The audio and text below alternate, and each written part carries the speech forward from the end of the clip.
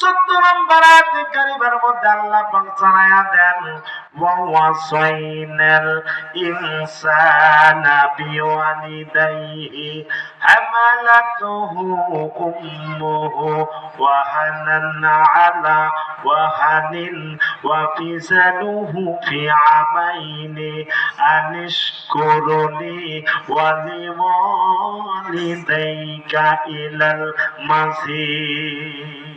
আল্লাহু আকবার। আল্লাহ পাক রব্বুল আলামিন বলেন, তোমরা আমি আল্লাহ পাক রব্বুল আলামিন যে তোমাদেরকে সৃষ্টি করেছি এই জন্য তোমরা আমার ইবাদত করো আর তোমার মা বাবার সাথে ভালো ব্যবহার করো। কি ব্যবহার? ইহসানা, মানে ভালো ব্যবহার করো, সম্মান সূচক কথা বলো, তাদের সাথে ভালো ব্যবহার করো, তাদের সাথে ভালো ব্যবহার করো। এরপরে আল্লাহ পাক বলেন, কেননা তোমার মা তোমাকে 2 বছর পর্যন্ত তোমাকে বুকের দুধ খাওয়াইছে, 10 মাস 10 দিন পেটে ধারণ করেছে, এই জন্য মার সাথে ভালো ব্যবহার করবা। অন্য একটা কারিমার মধ্যে আল্লাহ পাক জানায়া দেন ওয়া ক্বাদা রাব্বুকা আল্লা তা'বুদু ইল্লা ইয়াহু ওয়া বিল ওয়ালিদাইনি ইহসানা। আল্লাহ পাক এখানেও বলেন, তোমরা আমি আল্লাহর ইবাদত করো, তোমার মা বাবার সাথে ভালো ব্যবহার করো, ভালো ব্যবহার করো, তাদের সাথে এমন ব্যবহার করবা, সম্মান সূচক ব্যবহার করবা। তাদের 2 জন অথবা 1 জন যদি বার্ধক্যে উপনীত হয়, মানে বুড়া হয়ে যায়, তাদের সাথে এমন ব্যবহার করবা না যাতে করে তারা উপ শব্দ ব্যবহার করে। উফিউ ওয়ালা তানহারুহুমা ওয়া কুল্লাহুমা কওলান কারীমা। তাদের সাথে এমন ব্যবহার করবে যাতে করে তোমার ব্যবহারে তারা উপশব্দ ব্যবহার না করে। বর্তমান সমাজে ছেলেরা বউয়ের কথা শোনে, মার কথা শোনে না, বউয়ের কথায় মাকে তালাক দেয়। ঠিক ঠিক। বউয়ের কথায় মা বাবা তালাক দেয়, বাবা মায়ের কথায় বউ তালাক দিতে চায় না। আরে কপাল পোড়া ইব্রাহিম খলিলুল্লাহ তার সন্তান ইসমাইল আলাইহি ওয়াসাল্লামকে তিনি নসিহত করেছিলেন। তিনি একদিন আসলেন, অনেক বড় ঘটনা সংক্ষেপ করে মাঝে একটু ঢুকি দিলাম। ইব্রাহিম খলিলুল্লাহ চলে আসলেন ইসমাইলের বাড়িতে। আসার পরে ডাক দিতেছেন, বাবা ইসমাইল, বাবা ইসমাইল। ভেতর থেকে আওয়াজ আসলো, আপনি কে, কোথা থেকে এসেছেন? ইসমাইল কোথায়? কয় উনি কোথায় গেছেন আমি জানি না। কোথায় গেছে আমি জানি না। আপনারা কেমন আছেন? বেশি ভালো না। এরপরে ইব্রাহিম খলিলুল্লাহ ওই জায়গা থেকে বিদায় হয়ে গেলেন আর বললেন, ও মা, তুমি ইসমাইলের স্ত্রী না? কয় হ্যাঁ। কয়েছে শুনে রাখো, আমি বলে গেলাম যদি ইসমাইল আসে তুমি বলে দিবা ঘরের চৌকাট ভালো না, বদলাতে হবে। ঘরের চৌকাট ভালো না, বদলাতে হবে। এবার ইসমাইল আলাইহিস সালাম বাড়িতে চলে আসলেন। বিবি ডাক দিয়া কয়, স্বামী গো, একটা মুরব্বী লোক এসেছিল। আসার পরে উনি বললেন, বিভিন্ন কথা জিজ্ঞাসা করলেন, কিন্তু শেষে যাওয়ার সময় বললেন চৌকাট ভালো না, চৌকাট বদলাতে হবে। আমি দেখি ঘরে চৌকাট ভালো, কিন্তু ওই লোকটা বললো যে চৌকাট ভালো না, বুঝতে পারলাম না।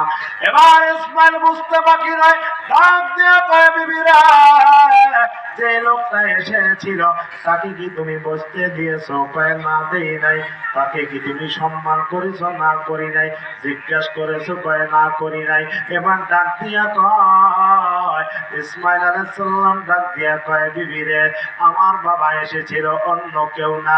তুমি বসতে দিলে না, ভালো মন্দ জিজ্ঞাসা করলে না, মানুষটার সম্মান করলে না। যাওয়ার সময় বললো চৌকাটা ভালো না। চৌকাটে এই চৌকাট ঘরের চৌকাট, মানে কপাটের চৌকাট না। এই চৌকাট হলো তুমি নষ্টা মহিলা, তুমি 3 তালাক 5 তালাক। বউ একেবারে বিদায়। তিন তালাক দিয়া বিদায় করে দিছে, কারণ বাবার হুকুমে বউ তালাক দিয়া দিছে। দেওয়ার পরে আবার নতুন একটা বিবাহ করছে। বাবার কাছে চিঠি রেখেছে, বাবা নতুন বিবাহ করেছি, মানে চৌকাট বদলিয়েছি, আপনি আসেন। আবার ইব্রাহিম খলিলুল্লাহ পায়ে হেঁটে হেঁটে বহু দূরের পথ চলে আসলেন। আসার পরে ডাক দিয়া কয় যে, বাবা ইসমাইল। ভেতর থেকে আওয়াজ আসলেন, আপনি কে? বলেন, ইসমাইলের খোঁজ করতেছেন, আপনি কে এটা আগে বলেন। নবীগণ মিথ্যা কথা বলে না। ডাক দিয়া কয়, আমি ইব্রাহিম খলিলুল্লাহ, ইসমাইলের বাবা। বউ এবার ডাক দিয়া কয়, বাবা আপনি আমার স্বামীর বাবা, আপনার সাথে কতদিন দেখা হয় না, আপনি একটু ভেতরে আসেন, আপনি বাইরের থেকে কথা বলবেন এটা হয় না, আপনি ভেতরে আসেন। ইব্রাহিম খলিলুল্লাহকে বসাই দেন, পা গুলো সুন্দর করে ধুয়ে দিলেন, আদর আপ্যায়ন করলেন, মানুষকে খাওয়াইলেন। বললো, মা তোমরা কেমন আছো? আলহামদুলিল্লাহ, আল্লাহ আমাকে ভালো রেখেছে। আমার চাইতে সৌভাগ্যবতী আর কেউ হতে পারে না, কারণ আমার নবী হলো একজন নবী, আমার স্বামী হলো একজন নবী, আমরা খুব ভালো আছি। এবার ইব্রাহিম খলিলুল্লাহ আর একজন নবী, তিনি তো থাকতে পারেন না, চলে যাবেন। ইসমাইল আলাইহিস সালাম দিনের দাওয়াতে বের হয়ে গেছেন। এবার ইব্রাহিম খলিলুল্লাহ ডাক দিয়া কর, বৌমা শোনো, একটা কথা শোনো, আমার ছেলে আসলে একটা কথা বলবা, একটা কথা বলবা। সেই কথাটা হলো, কপাটের চৌকাট বড় ভালো মা, এই চৌকাট বড় ভালো, এই চৌকাট বড় ভালো মা, এই চৌকাট যেন আমার ছেলে কোনোদিনও না পাল্টা। এইবার ইসমাইল আলাইহিস সালাম চলে আসলেন, ইব্রাহিম খলিলুল্লাহ চলে গেলেন। এবার ইসমাইল আলাইহিস সালাম আসার পরে এবার ওই বিবি ডাক দিয়া কয় যে, স্বামী গো, একটা লোক এসেছিল, আমি দেখি কপাটের চৌকাট তত ভালো না, কিন্তু উনি যাওয়ার সময় বারবার বলল, মা চৌকাট বড় ভালো মা, চৌকাট বড় ভালো মা, চৌকাট বড় ভালো মা। খবরদার খবরদার, ইসমাইল যেন না পাল্টায়। আমি বুঝতে পারলাম না ইব্রাহিম খলিলুল্লাহ কথা বলে গেছে, ইসমাইল থমকে গেছে। আহারে কি জানি না ঘটনাটা ঘটে গেছে। ডাক দিয়া কয়, ওই উনি যে এসেছিল, ওনাকে কি আদর আপ্যায়ন করা হয়েছে? কয়, হ্যাঁ আদর আপ্যায়ন করা হয়েছে, ভালো মতো সম্মান করা হয়েছে। ওই যে দেখো না চুলের উপরে বসায়া তার পা গুলো আমি সুন্দরভাবে ধুয়ে দিয়েছি, তাকে আদর আপ্যায়ন করেছি। এইবার ইসমাইল আলাইহিস সালাম ডাক দিয়া কয়, বউরে, আমার বাবা তোমারে দোয়া দিয়া গেছে, তোমারে দোয়া দিছে, আমার বাবা বলে গেছে এই বউ বড় ভালো বাবা, বউ বড় ভালো। এটা চৌকাট নয়, এই চৌকাট হলো আমার বউ বড় ভালো, এই চৌকাট যেন না বদলায়। বর্তমান সমাজের যুবকেরা বউয়ের কথায় মাকে তালাক দেয়, মাকে খাওয়ায় না, মাকে দেখতে পারে না, বউয়ের কথা শোনে। এই কপাল পোড়া, কেমনে করে তোমরা বউয়ের কথা শোনো, কেমনে করে তোমরা বউয়ের কথায় মার সাথে খারাপ ব্যবহার করো। যেই মা নিজে না খাইয়া তোমারে খাওয়াইলো, যেই মা নিজে প্রস্রাব পায়খানার মধ্যে শুয়ে থাকলো, তোমার শুকনা জায়গার মধ্যে রাখলো। আজকালকার দিনে তো শীতের কাপড়ের অভাব নাই, কিন্তু আমরা যখন ছোট্ট ছিলাম তখন শীতের কাপড়ের বড় অভাব ছিল। আমরা যখন ছোট্ট ছিলাম আমরা কম্বল খুঁজে পাই নাই, কম্বল কি জিনিস আমরা চিনতাম না। তখন কিন্তু কেতা আর বালিশ ছাড়া কিছুই ছিল না। ও বাইরে, কতদিন দেখেছি আমাদের শরীরটা পর্যন্ত গরম করার মতো কাপড় ছিল না। এ ভাই, মা কত কষ্ট করে সন্তানদেরকে লালন পালন করে, সন্তান প্রস্রাব করে দেয় বিছানার মধ্যে, কিন্তু মা নিজে ওই প্রস্রাবের মধ্যে শুয়ে থাকে, সন্তানটাকে শুকনা জায়গার মধ্যে রাখে। এত কষ্ট করে মা সন্তানগুলোকে লালন পালন করেছে। এখন তো পেটের মধ্যেই ব্যথা শুরু হলেই না হলেই তাড়াতাড়ি চলে যায় ক্লিনিকে, ঠিক কিনা? সিজার করে, সিজার কষ্ট সহ্য করে না, কষ্ট তারা পায় না, এই অভ্যাসটা এখন নাই।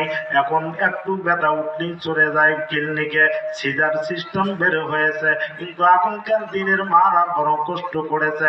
তবে তোমরা মনে করো না একটা জীবিত মানুষের পেটকে এমনিতেই কেটে ফেলে, এটাও কিন্তু অত সহজ না, এটাও বড় কঠিন ভাইরে, এটাও বড় কঠিন।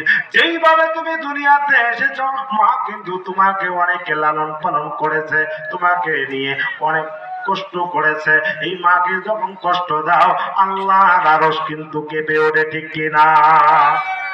মা বাবাকে দুঃখ দিলে নামাজ রোজা যাইবি ফলে, মা বাবাকে দুঃখ দিলে নামাজ রোজা যাইবি ফলে, এই কথার সাথে পায়া ভইলা যায় না। মা বাবার মনে কেহ দুঃখ দিও না, ও ভাই মা বাবার মনে কেহ দুঃখ দিও না। দুঃখ দেওয়া যাবে? দুঃখ দেওয়া যাবে? মা বাবাকে কষ্ট দিবেন না, দুঃখ দিবেন না, আল্লাহর দরবারে একটা ইবাদত কবুল হবে না। আপনি মক্কার ইমাম হন আর মদিনার ইমাম হন, আপনি যত বড় মুফাসসির হন, মুহাদ্দিস হন, যত বড় মাওলানা হন, আপনি যেই হন না কেন, যদি আপনার মা আপনার উপরে বেজার থাকে, আপনার কোন ইবাদত আল্লাহর দরবারে কবুল হবে না, আপনি জান্নাত যেতে পারবেন না। এই জন্য সাহাবায়ে কেরাম বলল, ইয়া রাসূলুল্লাহ, ইয়া রাসূলুল্লাহ, মা বাবার হক কি? আল্লাহর নবী ডাক দিয়া বলে, মা বাবার হক হলো হুমা জান্নাতুকা ওয়া নারুকা, তোমার মা বাবা হলো তোমার জান্নাত, তোমার মা বাবা হলো তোমার জাহান্নাম। মা বাবা যদি দোয়া করে তুমি জান্নাতে চলে যাবা, মা বাবা যদি তোমার জন্য বদদোয়া করে তুমি জাহান্নামে চলে যাবা। এই জন্য মা বাবাকে কষ্ট দেওয়া যাবে? ওরে মায়ের কান্দন যাবতীয়,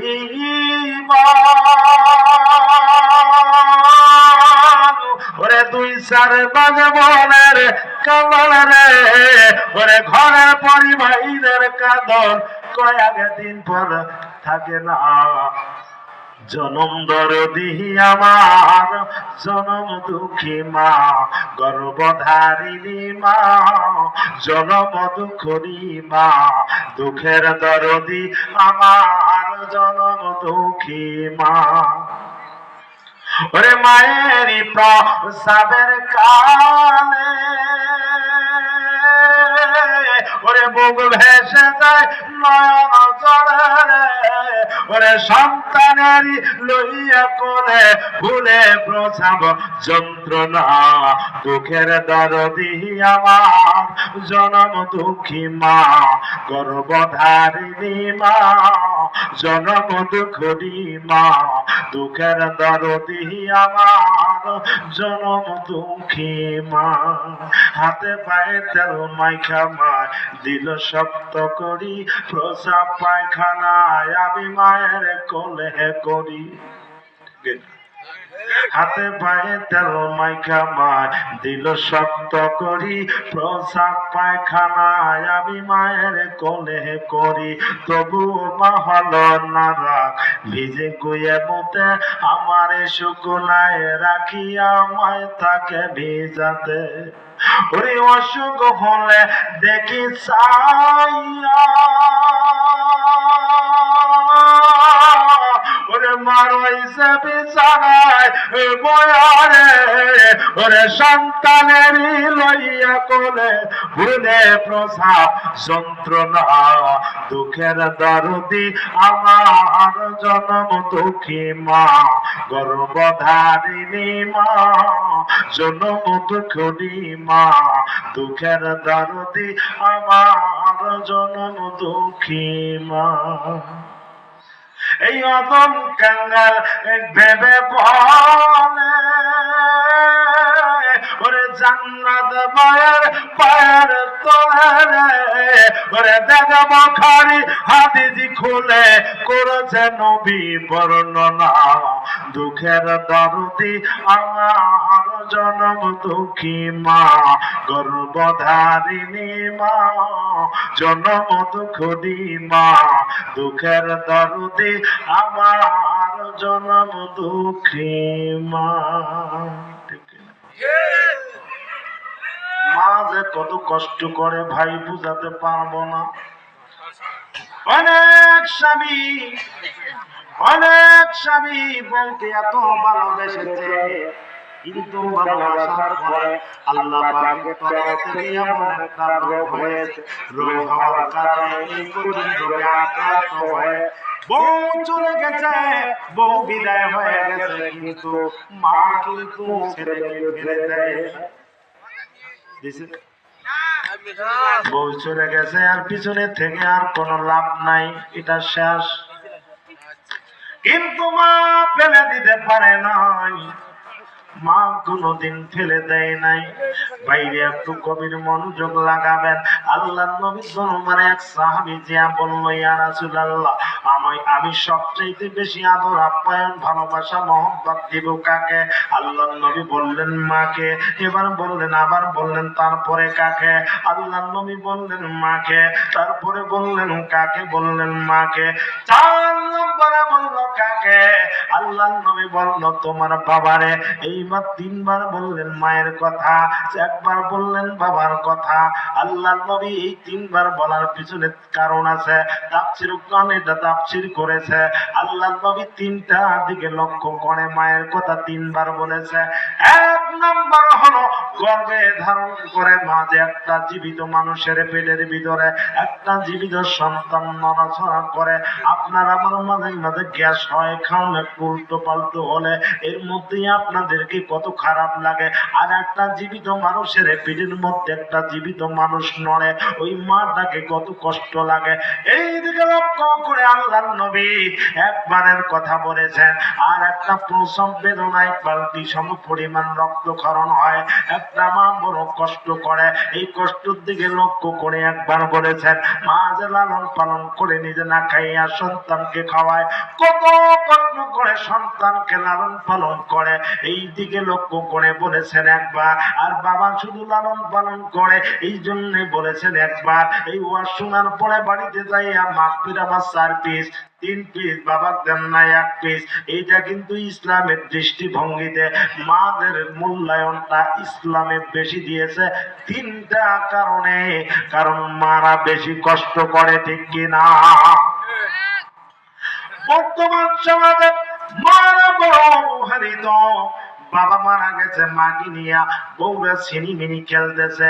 বিভিন্ন সমাজের নাম বলা যাবে না, এলাকার আশপাশে দেখা যায় নিজের মাকে কিন্তু তেমন কিছু করে না, কারণ বাবা চলে গেছে, মার সাথে খারাপ ব্যবহার করে, মাকে ঠিক মতো খাওয়ায় না, মার সাথে ঠিক মতো আদর আপ্যায়ন করে না। এইটা তারা করবে, ওই ব্যক্তি যাই করুক না কেন, ওই ব্যক্তি কোনোদিন যত বড় দানবীর হোক, যত বড় মাওলানা মুফতি হোক না কেন, ওই ব্যক্তির জাহান্নাম ছাড়া কোনো উপায় নাই। জাহান্নাম ছাড়া উপায় আছে? কোনো উপায় না। এই যে ময় একটা হরফ, মকাটা হরফ, একটা হরফ মিম, একটা হরফ, এই মিমের লাগাম উপরে আকার দিলে হয়ে যায় মা। মতে মসজিদ থেকে দাও, মতে মাওলানা, মতে মুফতি, মতে মুকাদ্দাস, মতে মক্কা, মতে মদিনা, মতে ময়দান, মতে মসজিদে মার পিছনে আকার দিলে হয় মা। এই মাকে মা কয় না, কয় বুড়ি। কি কয়? বুড়ি মা কথাটি ছোটবতী, কিন্তু যেন ভাই ইহার চেয়ে নাম যে মধুর ত্রিভুবনে নাই। সত্য নায়ের ধর্ম থাকুক মাথার পড়ে আজি, অন্তরে মাথা কোন মঞ্জুর বুঝে নহরাজি। রোগ বিছানায় শুয়ে শুয়ে যন্ত্রণাতে মরি, সান্ত্বনা পাই মায়ের মধুর নামটি হৃদয় সমরি। বিদেশে গেলে ওই মধু নাম জপ করি এই অন্তরে, মন যে কেমন করে আমার, প্রাণ যে কেমন করে। মা বড় দামি ভাইজান, মা চাইতে দামি আর দুনিয়াতে কিছু নাই, ঠিক না? মা কেন এত দামি জানে না সকলে বলে, মা কেন এত দামি জানে না সকলে। জানতো যদি পরত দেখে, জানতো যদি পরত দেখে, কোরআন হাদিস খুলে, মা কেন এত দামি জানে না সকলে বলে, মা কেন এত দামি জানে না সকলে। একটি হজের সওয়াব মিলে, কবুল হজের সওয়াব মিলে, মাকে একবার দেখিলে, দেখিলে, মা কেন এত দামি জানে না সকলে বলে, মা কেন এত দামি জানে না সকলে।